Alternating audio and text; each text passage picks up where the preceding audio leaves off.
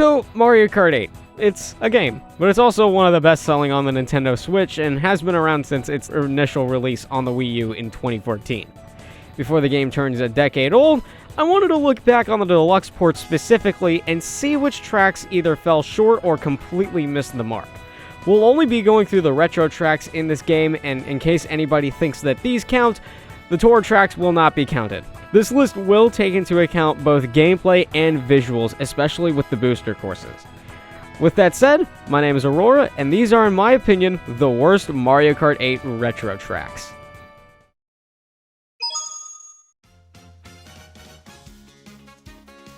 Man, it pains me to even put this course on this list, especially because there's probably much worse in Mario Kart, but I can't ignore how butchered Sky Garden is in the DLC.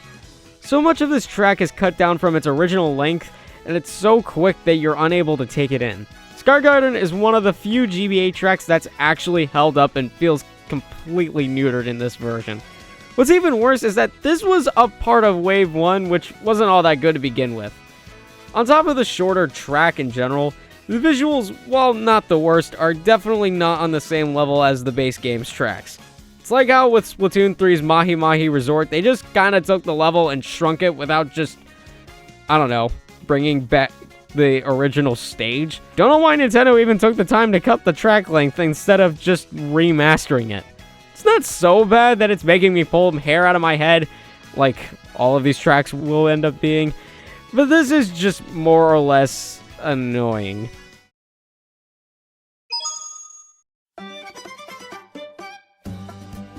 Now, this is a track I bet a lot of people are probably going to be really pissed at me for adding, but when breaking it down, yeah, this track is kind of boring. I will say, comparing the graphical differences, the remake in Mario Kart 8 is definitely the better one, and it's not super boring to play on. Like, I'm never, falling asleep in my chair kind of boring. However, beyond that, there really isn't much here. Sure, there's this one gliding segment, and the added addition of it being set during Golden Hour is a very beautiful setting. However, it is the epitome of a starter track. And that's okay, but I just feel like there's a much better starting track out there. That's okay though. It's one track on this list that I'm okay playing every now and then. Everything else on this list, however, might be a different story.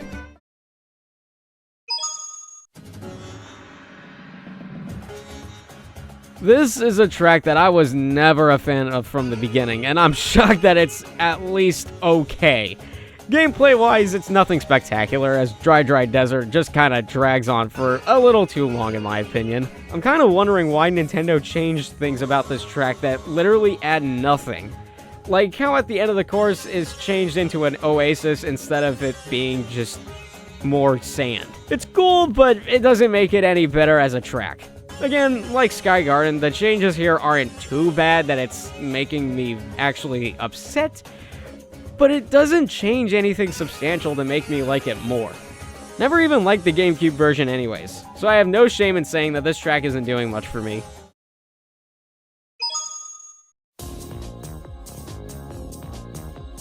As much as I love Mario Kart 64 as a game, I'll admit that there are some tracks that can be particularly frustrating. But with this remake, I don't feel that at all. The remake of Toad's Turnpike in the Shell Cup is honestly very disappointing. I won't lie and say that I appreciate the cars being scaled down, since my issue with the original was how in the way they were, especially in mirror mode, jeez. Unfortunately, everything else but the cars were beefed up significantly. Mainly because there are now 12 racers on the course, but I can never get past how open and somewhat barren this track is. It's only made better by the items being on the track. And you might think, well, isn't that the same way with Baby Park? Yeah, but the difference was that track was designed for that exact kind of chaos. Here, it is very much just a side effect rather than intentional game design. It's just not as fun as I remember it being. Visually, it looks fine, but everything else is just kind of meh to me. On top of that, I just feel like the additions of anti-gravity and gliding are pretty minuscule and don't do anything. But then again, these are older tracks, so what can you really do with these kinds of features? I mean, look at Cheap Cheap Beach and look at GBA Mario Circuit. Good God, this is kinda lazy. but at least you can kind of give a pass to it.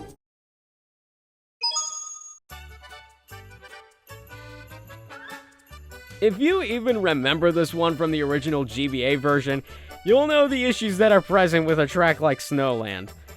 Jeez, even the name is boring. Ugh. For those unaware, the original inexplicably shook the screen the entire race. While that's not present here, thank Christ, the remake isn't that much better in my opinion. Instead of shaking, the track is instead slippery as all get out. Unless you're that much of a masochist, don't even try this course on 200cc. But in the end, it wasn't that good of a track to begin with. But after this point, we're now getting to the stages that really don't have any rhyme or reason to being remade in the game.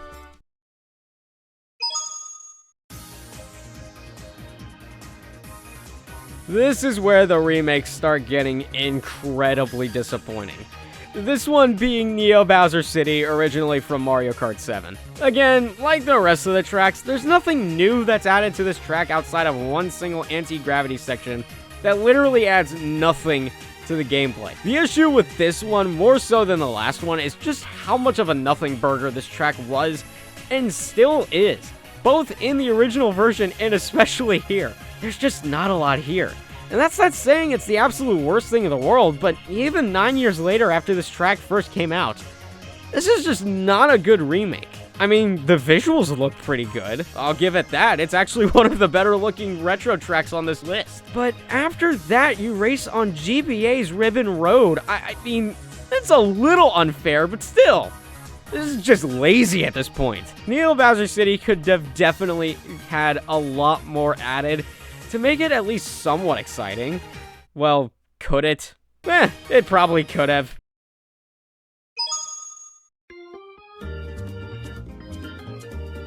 I was sort of debating on including retro tracks from either Super Mario Kart or Super Circuit, simply because both the hardware limitations and how barren they are. But I won't be shy here and say that Donut Plains 3, originating from Super Mario Kart, is one of the many examples of retro tracks just not making any sense of being here. Being the second track in the Banana Cup, it's okay to make the case that it's a little boring, but this is the same cup that includes tracks like Royal Raceway and DK Jungle. So it's a little weird. Aside from that, the track itself is it's fine. Visually, it's kind of a no-brainer on which is better, but that really wasn't much of a contest to begin with, so yeah. Even the Monty Moles don't add that much difficulty to it, even with hard computers or God knows what else is on the track. This won't be the last time that a track is boring to play on, but this is not good looking. And we're only just getting started with these boring tracks. These last three. Oh, man.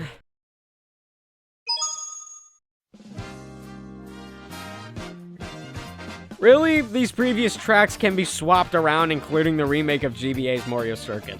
I already mentioned this, but we're gonna go ahead and put it on this list because it really is the epitome of a starter and a boring track. I'm already getting tired and bored of mentioning why these tracks aren't good remakes to begin with. But really, at this point, you start wondering why they even remade these if there isn't anything interesting to add. It also begs the question why they even remade these instead of other tracks from other games. I would have loved to see a track like Delfino Square or even swap this track out for another GBA track like Cheep Cheep Island. But nope, we just had to get another one of these starting tracks. It's really a little disappointing that we're left with these kinds of tracks instead of the ones that have such cool ideas and will look fantastic in Mario Kart 8's graphics. But I guess we can't get everything, can we?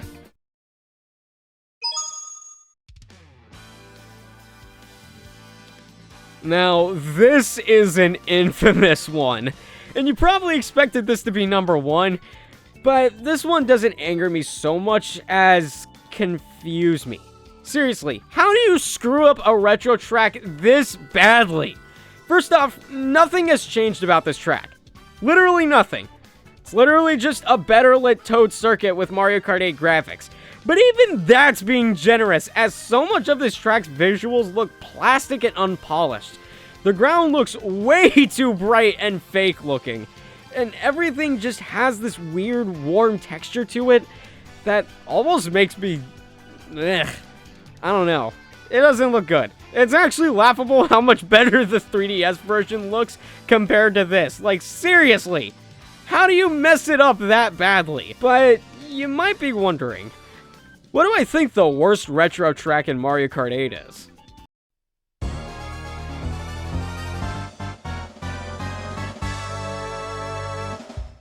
Of all the retro tracks that I've already discussed, none of them have made as little sense and have made me as angry and as genuinely upset as this one has. What?!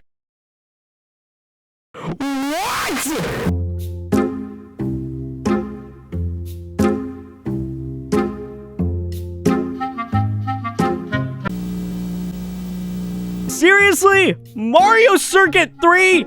Why this one? Of all the different tracks you could have picked, you picked this one? On top of that, you couldn't do anything to change it in any form? At least with Donut Plains 3 in the base game, there's something that you can do. There's different shortcuts you can take, and even the Monimals could theoretically stop you. There's something. Here, it literally is just a sort of graphical upgrade of the Wii's remake of this exact same track, which, by the way, should have just stayed there forever. At least with the older games, you can give a bit of a pass to the SNES and GBA tracks being put in there, because the graphics, while improved, are nothing significant. In this game, though, it just feels like nothing! Nothing! You lose! Good day, sir! And you might start thinking, well, yeah, they're SNES and GBA tracks. Is there anything else they could do? What the fuck? Yeah, Nintendo is more than capable of doing something with their SNES tracks other than spruce them up graphically. I mean, jeez, look at SNES Bowser Castle 3. Look at it. It looks gorgeous. But then you show me this and it's just like, Jesus. This is one that actually somewhat upsets me because of how random it is and how empty the track is and always will be, even with Mario Kart 8's items. Good God! I'm gonna go cool off for a moment. I'll leave you with the end screen. This course sucks.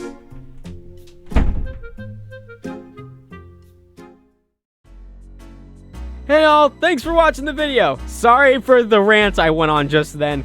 I just had to get that out of my system. If you enjoyed this, why not check out my top 10 on what I think the hardest Super Mario 64 Power Stars are. If you want to see my other content, then check out the playlist below containing all of my emergency alert related content. Also, make sure to like and subscribe, and don't be afraid of commenting what your thoughts are about my picks.